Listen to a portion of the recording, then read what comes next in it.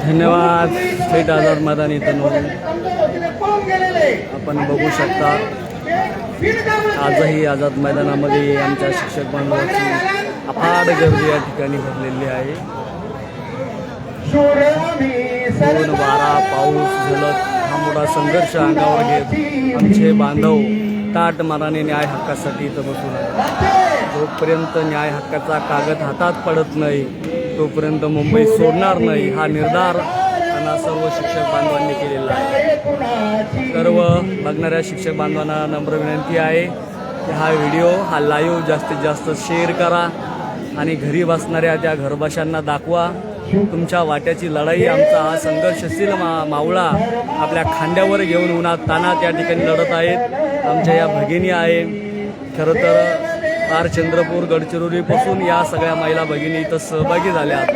तुमच्या वाट्याची लढाई हे आपल्या खांद्यावर घेऊन इथं या मातीत घाम घालून लढत आहे आणि आपण घरी बसून जर मजा बघत असाल तर नियती सुद्धा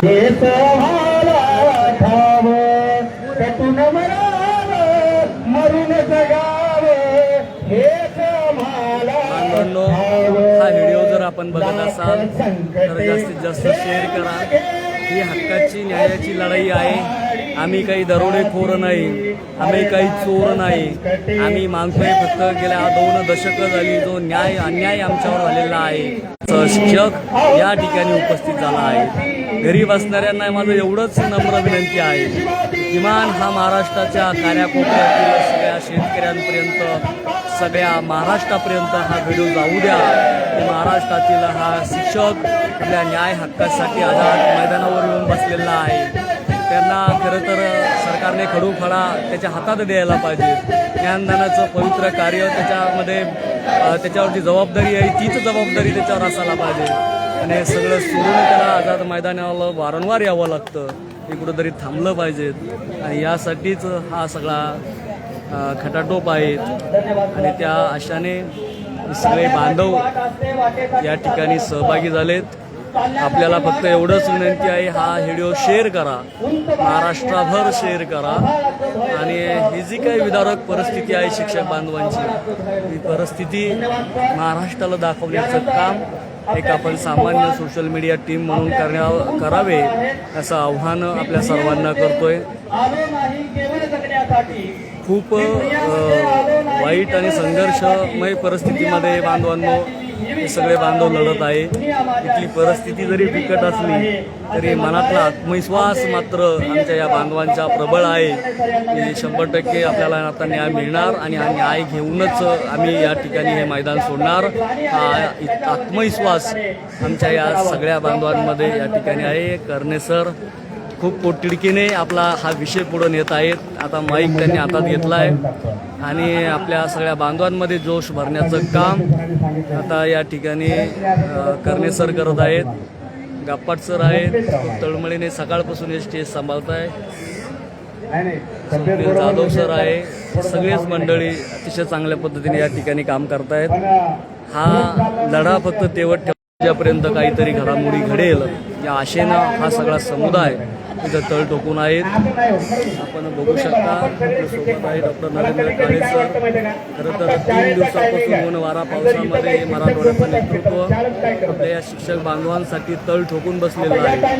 कारण यांना सुद्धा अपेक्षित आहे की आपल्या सर्व शिक्षक बांधवांना न्याय मिळाला पाहिजे. हक्काचं वेतन त्यांना त्यांच्या पत्रात पडलं पाहिजे. म्हणून आदरणीय रोहित दादा पवार असेल त्याच्या खांद्याला खांदा देऊन रात्री 10-11 वाजेपर्यंत याच मैदानावर तळ ठोकून बसलेले डॉक्टर काळे साहेब आपल्या मराठवाड्याचे भूमिपुत्र आहे. ते सुद्धा या आंदोलनामध्ये प्रत्येक म्हणजे पहिल्या दिवसापासून या आंदोलनात सहभागी आहे आणि या 3 दिवसात आमच्या सगळ्याच्या खांद्याला खांदा देऊन या मैदानामध्ये या ठिकाणी सहभागी झालेले आहेत. आणि जे सुरासे सर आहेत ती सगळी टीम मोठ्या ताकदीने खरं तर या मैदानात सहभागी आहेत.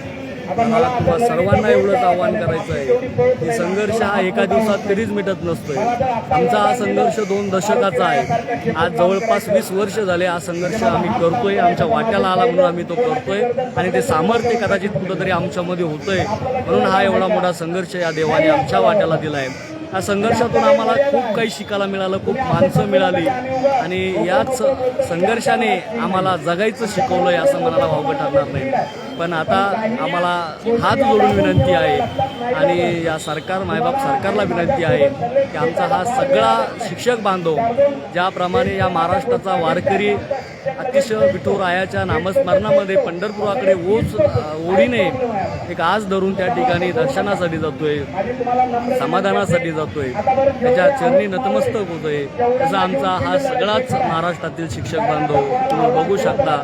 हजारो शिक्षक आज या ठिकाणी खरं तर आषाढीची एक वारी म्हणून आझाद मैदानाची वारी आम्ही या ठिकाणी नेहमी करतोय आणि आमचा पांडुरंग म्हणून आम्ही या राज्याचे प्रमुख माननीय मुख्यमंत्री यांच्याकडे बघतोय की आता देवाभाऊ तुम्ही आम्हाला या ठिकाणी या सगळ्याच शिक्षक बांधवांना पाहवा, त्यांना त्यांचं समाधान करा आणि कायमचं छातीला माती लावून एक धोरणात्मक निर्णय घेऊन हा शिक्षक पुन्हा मैदानावर येणार नाही अशी काळजी, असा धोरणात्मक निर्णय आपण या ठिकाणी घ्यावा अशी मी अपेक्षा या माध्यमातून करतोय. आपण मोठ्या संख्येने या ठिकाणी सहभागी झालात. मी तर या सगळ्या शूर मावळ्यांचं मी मनापासून अभिनंदन करीन की ऊन वारा पाऊस कुठल्याही गोष्टीची तमा न बाळगता आमचे हे बांधव या ठिकाणी तळ ठोकून आहेत. आमच्या सगळ्या शिक्षक बांधवांची भिस्त या महाराष्ट्राचा संकटमोचक गिरीश भाऊ महाजन यांच्यावर आहे. आदरणीय गिरीश भाऊ जर काल या ठिकाणी मुंबईत असते तर आज आम्हाला कदाचित थांबायची गरज पडली नसती, असं प्रत्येक शिक्षकाच्या मनामध्ये त्या ठिकाणी एक प्रश्न उभा पडलाय, आस आहे. पण निश्चितच आदरणीय गिरीश भाऊ हे आम्हा सर्व महाराष्ट्रातील शिक्षकांना न्याय देतील ही खात्री आता आमच्या सगळ्या शिक्षक बांधवांना पटली आहे, म्हणून तर तळ ठोकून आहे. म्हणून हा विषय आदरणीय गिरीश भाऊ सुद्धा जर ऐकत असेल तर माझी त्यांना नम्र विनंती आहे की या महाराष्ट्रातील हजारो शिक्षक तुमच्या निर्णयाच्या प्रतीक्षेत आहेत. कारण तुम्ही प्रति देवाभाऊ आहात असं आम्हाला वाटतंय. तुम्ही इथं दिलेला शब्द म्हणजे देवाभाऊचा शब्द आहे आणि तुम्हीच आता आम्हाला न्याय देणार. आमचा हक्काचा मागीलप्रमाणे तुम्हीच आम्हाला मिळवून दिलं होतं, आताही तुम्हीच आम्हाला कायमचा न्याय देऊन हा शिक्षक पुन्हा मैदानावर येणार नाही अशी व्यवस्था तुम्हीच आता आजच्या बैठकीत करून द्याल आणि आजच हा निर्णय घ्याल अशी आम्हाला अपेक्षा आहे. यासाठी आपण प्रयत्न करावं आणि महाराष्ट्रातील या सर्व शिक्षक बांधवांना नम्र विनंती आहे की बांधवांनो, आपण खूप मोठी लढाई जिंकलेलो आहे.